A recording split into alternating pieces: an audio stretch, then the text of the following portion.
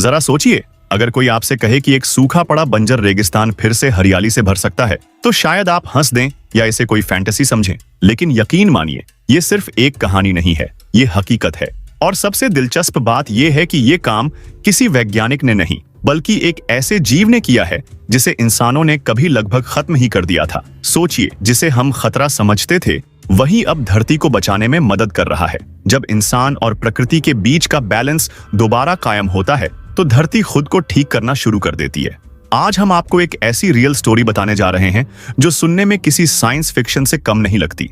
Scientists ने America की भैंसों यानी बाइसन के एक झुंड को एक सूखे और बंजर रेगिस्तान में छोड़ दिया और फिर चुपचाप 10 साल तक इंतजार किया। और फिर जो हुआ वो पूरी दुनिया के एक्सपर्ट्स के लिए किसी मिरेकल से कम नहीं था।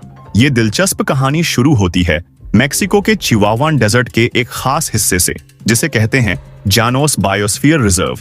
एक जमाने में ये इलाका हरियाली से भरपूर था। दूर दूर तक फैले घास के मैदानों पर हजारों बाइसन बेफिक्री से दौड़ते थे और यहाँ की जमीन, पानी, जानवर और पेड़ सब एक साथ मिलकर एक जिंदा और खुशहाल इकोसिस्टम बनाते थे। लेकिन फिर यहाँ इंसान ने कदम रखा और सब कुछ बदलने लगा। धीरे धीरे इंसानी दखल बढ़ता गया। खेती शुरू हुई, मवेशियों की चराई होने लगी और लालच में आकर घास को बिना सोचे समझे काटा जाने लगा। बाइसन, जो कभी इस जमीन के रखवाले थे, उन्हें भी नहीं बख्शा गया। शिकारियों की बंदूकें उनकी आखिरी उम्मीद भी छीन ले गईं। धीरे धीरे जमीन की ताकत खत्म होने लगी, मिट्टी सख्त हो गई, नमी गायब हो गई। जब बारिश होती भी थी तो पानी अंदर समाने के बजाय बहकर सब कुछ अपने साथ बहा ले जाता। घास के मैदान धीरे धीरे सूखते चले गए। कीड़े, पक्षी, छोटे छोटे जानवर एक एक कर सब यहाँ से चले गए। कभी जिंदा दिल रहने वाला ये इलाका अब सुनसान और वीरान बन चुका था।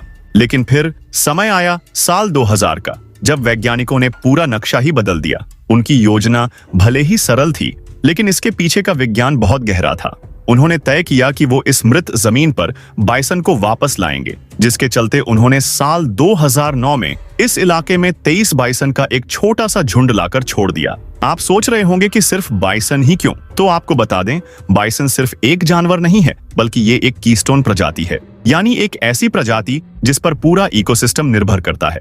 तभी बाइसन को नेचर इंजीनियर भी कहा जाता है। वैज्ञानिकों ने अंदाजा लगा लिया था कि बाइसन इस जमीन को फिर से जिंदा कर सकते हैं, लेकिन उन्हें इसका तरीका नहीं पता था, जो कि उन्हें पता लगाना था। लेकिन कहीं ना कहीं उन्हें इस बात का एहसास था कि बाइसन के वजूद में ही वो ताकत छुपी है जो इस मरी हुई जमीन को फिर से सांस दे सकती है। पर इस भरोसे को हकीकत में बदलता देखने के लिए उन्हें 10 साल का इंतजार करना था। बाइसन को उनके वास्तविक और पुराने घर में छोड़ने के बाद वैज्ञानिकों ने इंतजार किया। उन्होंने बाइसन के काम में कोई दखल नहीं दिया। उन्होंने बाइसन पर बस दूर से नजर रखी। शुरुआत में बाइसन का झुंड छोटा था, लेकिन धीरे धीरे उनकी संख्या बढ़ने लगी और देखते ही देखते वो 23 से बढ़कर 204 हो गए। इन 10 सालों में बाइसन ने वही किया जो उनका स्वभाव था। वो पूरे इलाके में घूम रहे थे, घास चर रहे थे और जमीन पर अपनी अनमोल छाप छोड़ रहे थे। उनका हर काम अनजाने में इस बंजर जमीन के लिए वरदान साबित हो रहा था। दुनिया इस प्रयोग पर नजर रख रही थी कि क्या ये कारगर होगा। क्या एक जानवर जो विलुप्त होने की कगार पर है, वो पूरे रेगिस्तान को बदल सकता है? सबकी निगाहें जवाब का इंतजार कर रही थीं।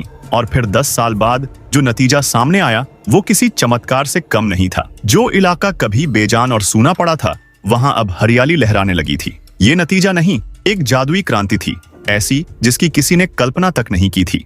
10 साल बाद सैटेलाइट इमेज और जमीनी सर्वेक्षणों से जो तस्वीर सामने आई, उसने सबको चौंका दिया। वो सूखी बंजर जमीन अब दूर दूर तक हरे भरे घास के मैदान में बदल गई थी। जमीन पर नमी लौट आई थी। छोटे छोटे तालाब और जलस्रोत फिर से फलने फूलने लगे थे। लेकिन ये कैसे हुआ? तो बता दे, इस चमत्कार के पीछे बाइसन की 3 मुख्य आदतें थीं। पहली, उनके खुर। लाखों सालों से बाइसन जब घास के मैदानों में चलते हैं तो उनके भारी वजन और नुकीले खुर जमीन की ऊपरी सतह को मुलायम कर देते हैं, बिल्कुल वैसे ही जैसे कोई किसान खेत जोतता है। और जब जमीन नरम होने लगी तो बारिश का पानी उसमें धीरे धीरे समाने लगा और अब बारिश का पानी ऊपर से बह जाने की बजाय नीचे उतरकर जमीन की प्यास बुझाने लगा और सूखा पड़ा इलाका फिर से सांस लेने लगा। दूसरा, घास चरने का उनका तरीका। बाइसन घास को जड़ से नहीं उखाड़ते, बल्कि ऊपर से चरते हैं। इससे घास मरने की बजाय तेजी से बढ़ती है। और तीसरा और सबसे जरूरी, उनका गोबर। बाइसन का गोबर एक बेहतरीन प्राकृतिक खाद है। इसमें पोषक तत्व और बीज होते हैं बाइसन जब गोबर करता है तो वो पूर्णतः जमीन को पोषण देता है और उसमें नए बीज भी बोता है। इन तीनों चीजों ने मिलकर ही उस जमीन को उपजाऊ बनाया है, जिससे रेगिस्तान की काया पलट हुई। घास लौटी तो पानी लौटा, और घास और पानी लौटा तो सारा जीवन लौट आया। और ये सब चीज इतने विस्तार से हमने आपको इसलिए बताई क्योंकि इसका भारत से बहुत गहरा संबंध है, क्योंकि ये कहानी कीस्टोन स्पीशीज के महत्व को समझाती है। और भारत में भी ऐसी कई प्रजातियां हैं, और इसका सबसे बड़ा उदाहरण हमारा राष्ट्रीय पशु बाघ है। जब हम बाघ बचाओ कहते हैं तो हम सिर्फ एक जानवर नहीं बल्कि पूरे जंगल और उसके पारिस्थितिक संतुलन को बचा रहे होते हैं। इसके साथ ही बाघ को बचाने के लिए हमें उसका पूरा जंगल, शिकार, घास के मैदान और नदियां भी बचानी होंगी। इस तरह एक बाघ को बचाने की प्रक्रिया में पूरा जंगल बच जाता है। बाघ भी बाइसन की तरह एक प्रमुख प्रजाति है। इसी तरह गिद्धों को ही ले लीजिए। आज हमारे देश में गिद्धों की संख्या बहुत कम हो गई है। गिद्ध सफाई कर्मी का काम करते हैं। वो मरे हुए जानवरों को खाकर प्रकृति को स्वच्छ रखते हैं और बीमारियों को फैलने से रोकते हैं। आज उनकी अनुपस्थिति ने कई समस्याएं पैदा कर दी है। यह दर्शाता है कि जब एक प्रमुख प्रजाति को व्यवस्था से हटा दिया जाता है तो संतुलन कैसे बिगड़ जाता है। और बाइसन की तरह भारत में एक और जीव है जो घास के मैदानों पर निर्भर है, और वो है ग्रेट इंडियन बस्टर्ड, जिसे हिंदी में घोड़ावण कहा जाता है। ये शर्मीला पक्षी भी आज घास के मैदानों के खत्म हो जाने के कारण विलुप्त होने की कगार पर है। बाइसन का प्रयोग हमें सिखाता है कि अगर हमें ग्रेट इंडियन बस्टर्ड को बचाना है तो हमें उसके घर यानी उसके घास के मैदान के पारिस्थितिकी तंत्र को बचाना होगा। आज हमें प्रकृति के कुदरती इंजीनियरों पर भी भरोसा करने की जरूरत है। बाइसन की ये चमत्कारिक कहानी हमें ये बताती है कि प्रकृति में खुद को ठीक करने की अद्भुत शक्ति है। हमें इंसानों को बस उसे एक मौका देना है।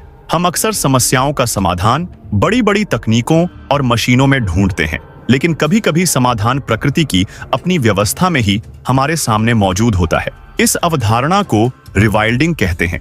इसका मतलब है किसी जगह को उसके मूल जंगली रूप में वापस लाने की कोशिश करना और प्रकृति को अपना काम करने देना। बाइसन्स ने जो किया वो रिवाइल्डिंग का एक बेहतरीन उदाहरण है।